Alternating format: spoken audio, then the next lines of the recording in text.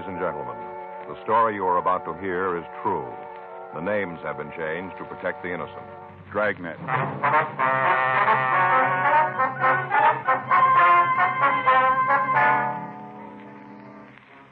You're a detective sergeant. You're assigned to robbery detail. You get a call that a hold-up man has hit one of the larger auction houses in your city. You have a good description of him. Your job, find him.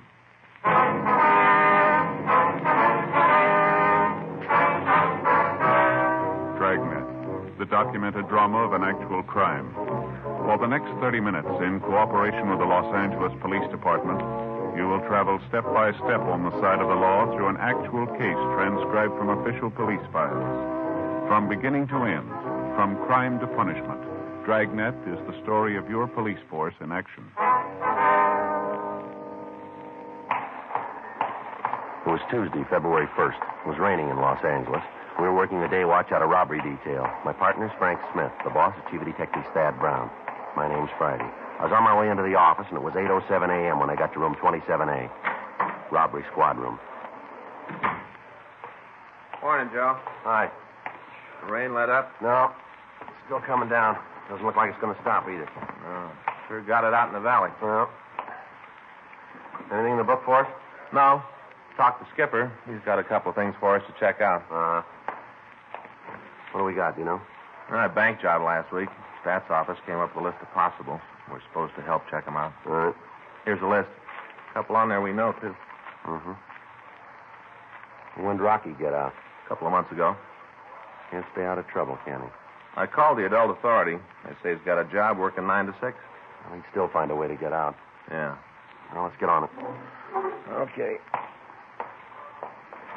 You think I'll need my rubbers? What?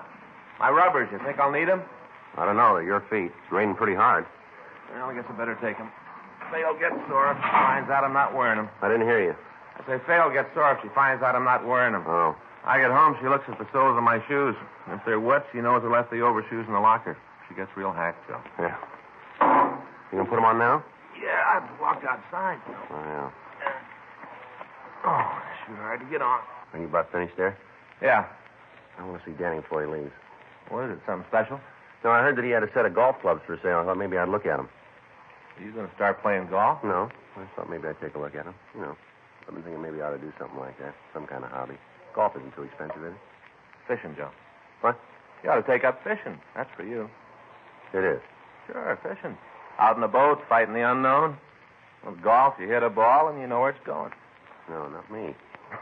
You know what I mean. With golf, you kind of know what's going to happen. But with fishing, there's always that mystery of what's going on at the other end of your line. You never know. Yeah. No, you don't, Joe.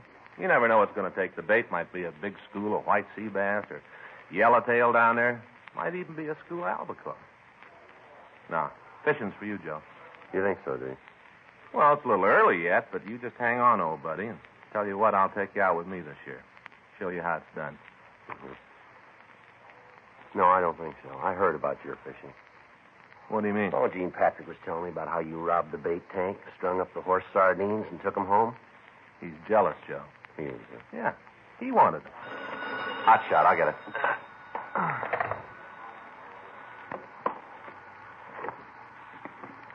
You better hurry up. We got one to roll on. Yeah? Auction house out on Wilshire Boulevard. Huh? They were just hit.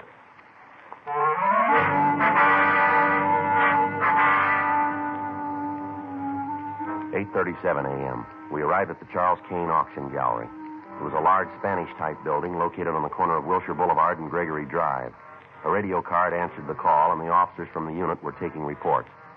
The policeman at the door told us that his partner was making a check of the neighborhood to see if he could come up with any information for us. An ambulance had arrived, and the man at the door told us that the attendant was in the store taking care of one of the victims. We went in and talked to him. Hey, watch it, huh? Seems like he stole my head in. Oh, sorry, Mr. Kane. You fellas officers? Yeah, that's right. Friday and Smith, Central Robbery. All right, if we talk to him? Sure, I'm almost finished here. Sure, you can talk to me. Go ahead, I'll tell you. All right, sir. This is my partner, Frank Smith. My name's Friday. Charles Kane. This is my place. I'm the one that was robbed. Yes, sir, we understand. This is Miss Morgan. Ina's these are policemen. How do you do? How are you? Morgan. Where'd the other cops? Sir? Other fellas, the ones in the police car, where'd they go? Well, they're outside, Mr. Kane. Oh, you fellas with the guns, huh? What's that, sir? The guns, the big ones. You know, the ones who's going to handle it? Well, I guess you could say that. Yeah, well, suppose you want me to tell you all about it, huh? Yes, sir, if you would, please. Yeah, been in the auctioning business a long time. This is the first time a thing like this has ever happened. First time. Uh-huh. Came in this morning early. Came in to check a consignment from Santa Barbara. Loading new stuff. Only it's old. Yes, sir. We bought it up. Supposed to be here this morning. I came in the office. Yeah, right in here. Fellow was standing back at the door. As soon as I came in, he clouded me on the head. Whacked me a good one. Hey, wait. Take it easy with that bandage, will you? Yes, sir, I'm sorry. You like that fella Ichabod? Who's that? Ichabod, you know, from Washington Irving. Ichabod Crane. Fella rode around carrying his head under his arm. Yes, sir, feel like I could do that. Grand writer, Irving. Read almost all his stuff. Grand. Yes, sir. What time did you come in? Yeah, grand. Oh, it must have been about 7:45. Wonder if you can give us a description of the man. Sure. Don't you want me to tell you the rest of the story first? Well, if we can get a description of the man, Mr. Kane, we can get a broadcast out on him. Yeah. He robbed the safe, too, you know. Yes, sir, we understand. Cleaned it right out. How tall was the man, sir? Oh, about 6'2". Big fella. Well, might even been bigger. How about his weight? Big there, too. Maybe a couple 100 pounds. Did you see the man, Miss Morgan? Well, yes, he was here when I came in. Yeah, but I'm the one he hit. Well, he was back here with Mr. Kane when I came in. The man must have just hit him. Did you get a pretty good look at him? Yes, sir. Yeah, he hit me. He gave me a real whack right on the head. Yes, sir. This fellow's covered it all up with bandages, or you'd be able to see it. A real whack. Yes, sir, we understand. I think that'll take care of it, Mr. Kane. Will, huh? Yes, sir. I suggest you see your doctor, though. Yeah, why? We usually recommend it, sir. Oh, yeah. Well, thanks, young fella. Yes, sir. How about the man's coloring, Mr. Kane? That ambulance fellow been real nice. Yes, sir. Can you tell us about the man who held you up? Light complected. Did he wear glasses? No, didn't have glasses. Well, he had them on when I saw him. Yeah? Well, he didn't when he whacked me. What kind of glasses were they, ma'am? Well, they're the ones with the plastic rims, sort of a light color. Must have taken them off when he hit me. What was he wearing? Gray suit. Business suit. Gray. Was he clean shaven, do you remember? Well, yes, he had a dark beard, though. Real heavy, but he was clean shaven. I'll get this out, Joe. Right. Did he have any accent when he talked, Mr. Kane? No, just hauled off and hit me as soon as I came in the door. Didn't say a word. Just whacked me on the head. Did he speak to you, Miss Morgan? Well, yes, he did. He told me to keep quiet and nothing would happen. Did you notice anything in his speech? No, he talked just like anybody else. Okay, you called him, Frank? Yeah. Miss Morgan, Yes, sir. what time did you get in this morning? Oh, it must have been about 8, maybe a couple of minutes after. Did you see the hold-up man when he came in? No, not right away. He wasn't out in the gallery. Uh-huh. I came into the office here. This is where I work most of the time. That's when I saw him. He was standing right over there. Mr. Kane was on the floor, and the robber was standing next to him. I guess he'd just hit Mr. Kane. Uh-huh. What did he say to you? Oh, I told you. He said for me to keep quiet and nothing would happen to me. Did he say anything else? No, he didn't. Didn't say much to me either. Just whacked me. Would you know the man if you saw him again, Miss Morgan? Yes, I would. So'd I. All right, sir. Well, we'd like both of you to come downtown and look at some pictures, if you would. Oh, got him, huh? Fast work. Oh, no, sir. No, we haven't got him in custody yet, but we may have a picture of him downtown. Yeah? How'd that be? Well, if he's done this kind of thing before and he's been arrested, we'd have a record on him. Oh, yeah. Mr. Kane, Yeah? what kind of a burglar alarm system do you have here in the store? Oh, it's right there on the window. Mm-hmm. Hey, you see those little strips of foil? Electricity runs through them. They get broke and it rings the bell out in front of the store. You're not on a system, though, are you? Huh? Oh, no. Always figured that if the bell went off, the cops would be here soon enough. I see. He must have found out some way to turn the thing off, though. Didn't ring at all. I'd heard it if it had. I'd heard it sure. Do either of you people smoke? Yeah, both of us. Got out the broadcast, Joe. Good. Call the crime lab. They're on the way. All right, fine. I took another look at the front door. Whoever broke in sure knew his job real clean. You got anything? Well, we don't know yet. Either of you two people smoked this morning here in the office? Not me. Sure could use a cigarette, though. Calm me down. There you are, Mr. Kane. How about you, miss? Thank you. Why all these questions about smoking? I want to know if you're going to catch that man. There was over $1,200 in that safe, and I had a couple of hundred on me. He took all that. What you asking all these silly questions for? Well, there's some cigarettes here on the floor. Looks like the hold-up man must have waited for you two to get here. Yeah, probably did. Broke into the safe and then waited for me to come in. Dirty sneak. What do you got, Joe? Some paper matches here. Might be something. Yeah? You take a look at them. Yeah. Huh, what's there? Some printing on that one. Can you read what it says? 23 miles to Wilming. The rest of it's burned off. Probably Wilmington. Uh-huh. Oh, you got something? A clue? Well, we don't know yet, sir. Here's another one, Joe. Can you read it? Yeah, this one's almost full. Only the tip's been burned. What's it say? Well, it says 14 miles to Santa Monica. What was that? 14 miles to Santa Monica. Look like matches from a motel, maybe a hotel, something like that. Might be a restaurant. Yeah, you guys won't have any trouble at all. Getting the fella, I mean. Sir? Yeah, simple. Just find a place that's 23 miles from Wilmington, 14 miles from Santa Monica. Don't you get it? Find that place, and your man will be waiting for you. You get it? Yes, sir. Yeah, simple. Find that place, and your man will be there.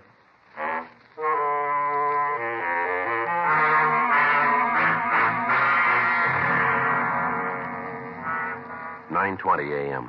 The crime lab arrived and went over the place. The burned matches and the cigarette butts were retained for evidence. Pictures were taken of their position relative to the safe. We continued to question the two victims. From their stories, we were able to piece together what had happened.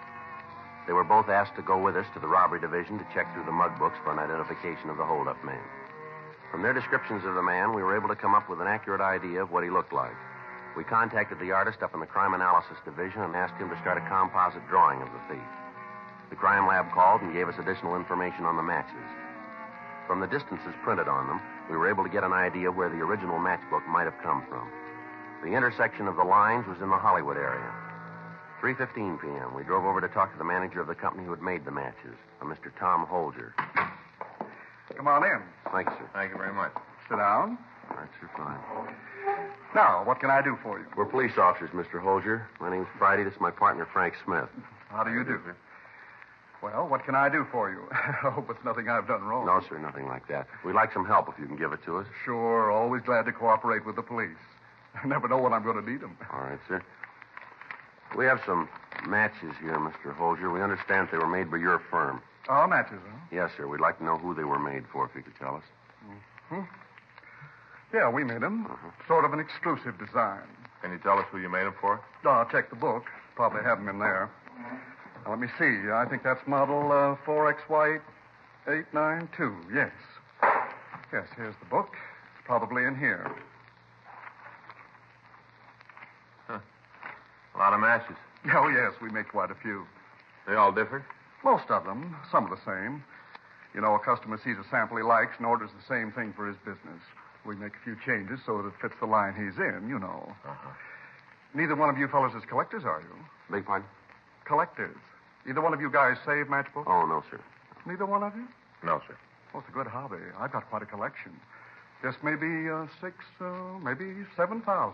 That many? Oh, yes. Some of the collectors have more. I've only been saving for about 5 years. Well, working in a place like this makes collecting easier, huh? Oh, no, you can't do that. Huh? Well, I can't take them out of these samples.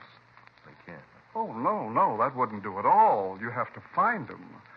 Wouldn't be fair to take advantage of my position to get the books. Oh, no, not fair at all. Wouldn't. Oh, no, I take trips. Drive all over to get ones. Last summer, I went back to the Smithsonian Institute. Now, they've really got a collection. Oh, it's just beautiful. Is that right? Oh, my, yes, beautiful. Had a wonderful trip. Got a lot of new books. My wife did very good, too. Came back with 2 shopping bags full of sugar. How's that? Sugar. She saved sugar cubes. You know, with the wrappings to tell where the cubes came from? Oh, yeah. Yes, sir, I've seen them. I know what you She saves them. 2 shopping bags full. Wonderful trip. About the matches, sir, I wonder if you could tell us. Oh, yes. Well, here you are. I think this is it. Now, let me see the ones you have. Here you are, sir. Mm-hmm. Now, let me see. Uh-huh. Same one. Yes, that's it. You know, we have guys coming in here all the time to see if they can't get some books for their collection. I won't go for it, though. The dodges they use. Some of the stories would really make you laugh if you didn't know what they were trying to do. Yes, sir. How about these matchbooks here? What? Oh, well, I try to tell them. I go out and get the matches fair. Don't come around here and try to do things the easy way. Go out and get them fair. That's what I tell them. Yes, Can you tell us where these matches came from, Oh, please? all over the world. They come from all over. No, sir. The matches we brought in. Hmm? These. Oh, yes. Oh, my, no. These came from Hollywood. I meant the others, the ones for collecting. Yes, sir. Can you tell us where in Hollywood? Now, let me see. Here, there's, 1, 2, 3, 4, 5, 6. Oh, 6 places that use these matches. Have a different cover on them, of course. Well, any way you can tell us where these particular matches came from? Well, not when they're burned. If I could see the color of the head, I might be able to tell. A big part? Well, we put a different color head on the matches. Oh, I see. Different place, different color. Mm-hmm. Any way you could tell from these, though? Well, could be done. Take some time. Uh-huh. Analyze the burned portion. Tell what the chemical content is in the head. Tell that way. Take some time, though. About how long? Well, a couple of hours, maybe a little longer. Well, how much would knowing the color help? Oh, you can see here in the book. There are 2 with red heads, 2 with green, and 2 with white. Be able to narrow it down to 2 for you. Well, that's not necessary, Mr. Holger. Be glad to do it. Well, we'll drop the matches by our crime lab. They can run the test, and then we'll call you back. All right, that'll be fine. Wonder if you could give us the address of the places that use the matchbooks. Oh, sure. I got them right here. I'll make a copy for you. Sure appreciate it. Oh, no trouble at all. Say, I was just thinking. What's that, sir? You fellas wouldn't like to start a collection, would you? I could let you have a few books to get you started. Well, sir. Wouldn't be cheating. Just a few. No, sir. Thanks just the same. Well, take some of these along anyway. Loads of fun. Huh? Sugar cubes, all the way from Des Moines.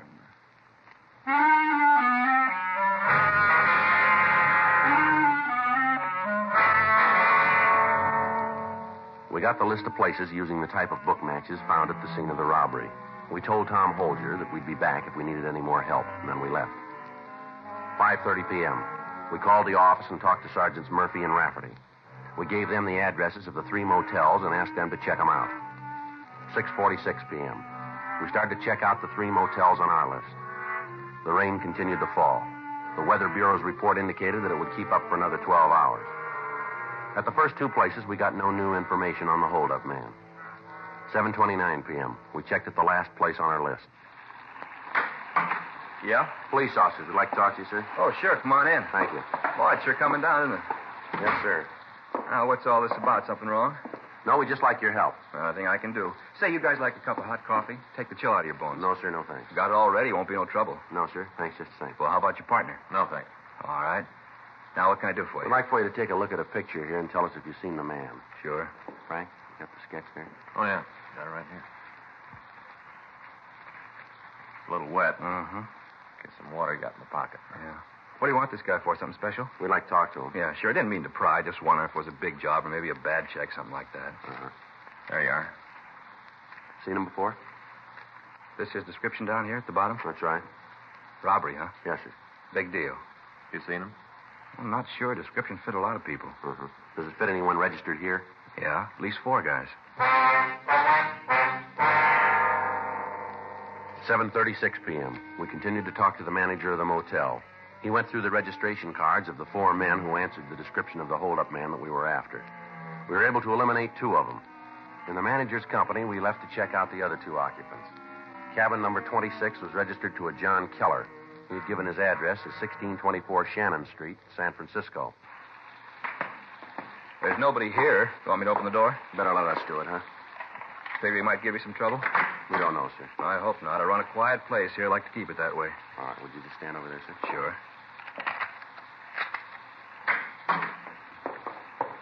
Not here. When'd you see him last? Well, I didn't see him at all today. Last time was yesterday evening. Came by to see if there's any phone messages for him.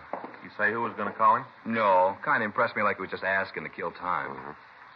Better check the closet, huh? Yeah, I didn't check it good at first. I will now. All right. How long has this Keller been here? A couple of days, that's all. Just a couple of days. I didn't know he'd cause any trouble. I wouldn't let him in if I'd have known that. Sorry, sir. Joe? Yeah. See, man? Sure. You got something? Yeah, pile of dirty laundry here. Take a look. Yeah. Burglar tools.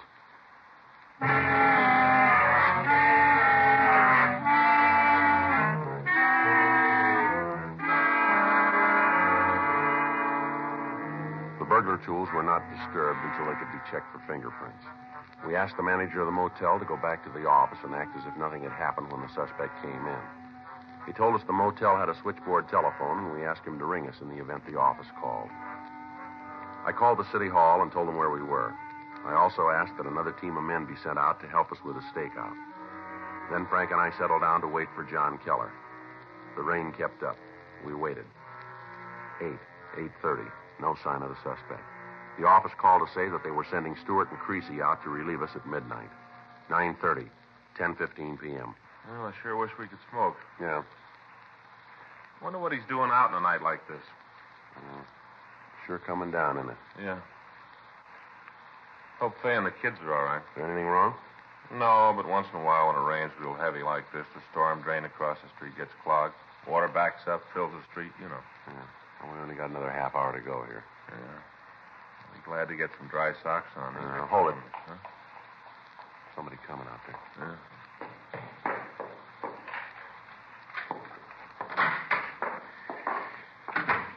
All right, Keller, stand still. Who are you? What are you doing in my place? Police officers, you're under arrest.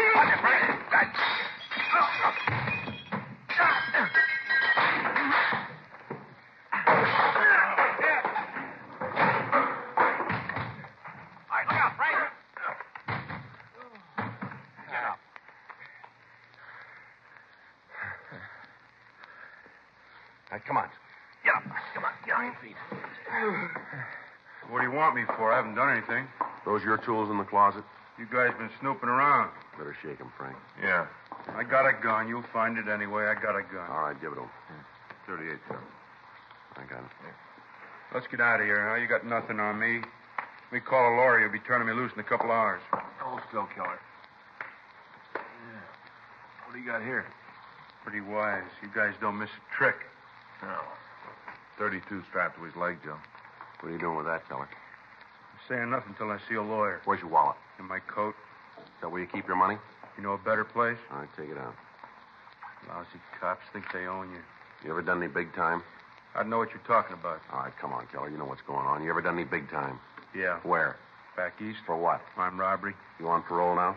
None of your business. Now, look, we're going to find out anyway. Save yourself some time and us some trouble. Answer the question. So I'm on parole. What's that prove? Your parole officer know you're out here? Yeah. Didn't he tell you it's against the law for an ex-con to have a gun? He told me. Then how come you got two of them? I drove out here. You need protection on a trip like that. How much money you got in your wallet there? I don't know. About how much? I haven't got the slightest idea. I always know how much I got. Maybe it makes a difference to you. Count it. What for? Count it.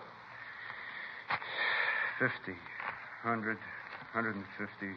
Put it out on the table, will you, so we can both count it. Now let's try it again. 4, 7. It's comes out $3,053. You want me to count the change in my pocket too? Where'd you get the money?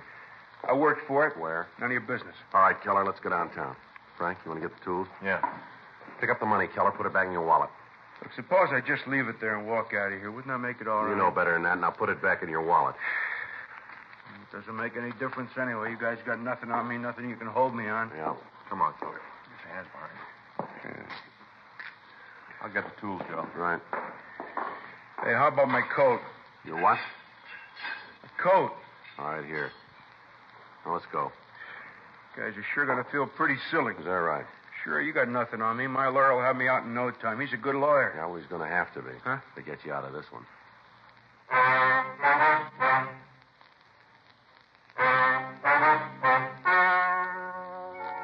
The story you have just heard is true. The names were changed to protect the innocent. On June 14th, trial was held in Department 97, Superior Court of the State of California, in and for the County of Los Angeles.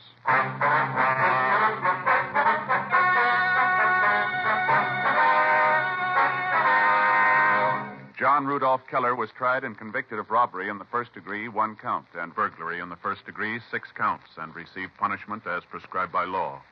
Robbery in the first degree is punishable by imprisonment in the state penitentiary for a period of not less than 5 years. Burglary in the first degree is punishable by imprisonment for a period of not less than 5 years in the state penitentiary.